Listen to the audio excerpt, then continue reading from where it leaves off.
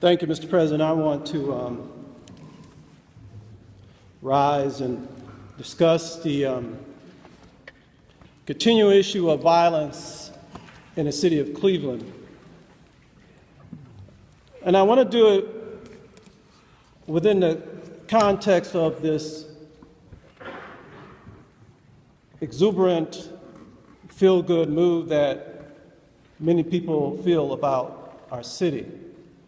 Destination Cleveland had a big rally touting all of the achievements, and of course the RNC was thrown in that list, and what's going on in Playhouse Square and what's going on in Public Square.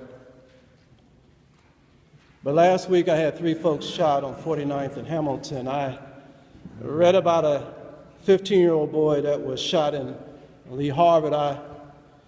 I'm aware of a 17-year-old young man who was killed during a home invasion on Ashbury, right up the street from a few doors from Councilman Conwell. I noticed an email today that said we have 19 homicides as of now.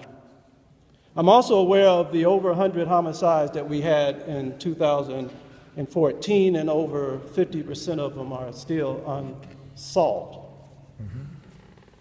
People literally are getting away with murder in the city of Cleveland, yet we are still singing our own praises, patting ourselves on the back. Now, I'm not trying to put a wet blanket over everything, but I want to get the right perspective here. While we smile and cheer and thank ourselves for what we've done downtown, there are significant problems in the northeast, southeast, and west sides of our city. The layer over that is also this issue of police use of force. The most recent case, some folks believe should not even be considered because the victim actually was committing a crime. And that was over on Parkwood, right around the corner from my ward and my home. But you see, the law doesn't say that those who break into a store and come out with cigarettes and coins should be killed. Now, they should be punished, but they should not be killed. But the investigation goes on, and I must give the benefit of the doubt that it will be fair and unbiased, but the DOJ report tells me that I should be worried about that presumption, that it will be unbiased and fair. The DOJ report tells me that there are officers within our system that actually write the results tilted toward the officer. And that's what I read in the report. So I'm not sure if the report on Brandon Jones's death will be unbiased and fair, notwithstanding the fact he was committing a crime. As you see, committing a crime and being killed are not necessarily supposed to go together. Now, if there was a legitimate fear for the life of the police officer or a citizen or serious harm, then the police officer under our laws allow for him to shoot to kill. But there's something going on in the culture of Cleveland when it comes, the police culture of Cleveland, when the overriding statement that I continue to hear is just make sure you get home at night to your family. Which sounds appropriate, sounds legitimate.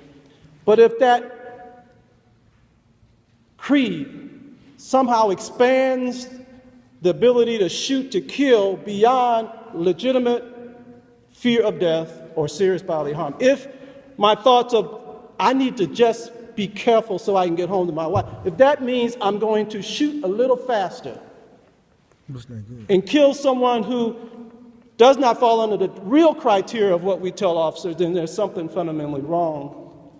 And that's what I doubt.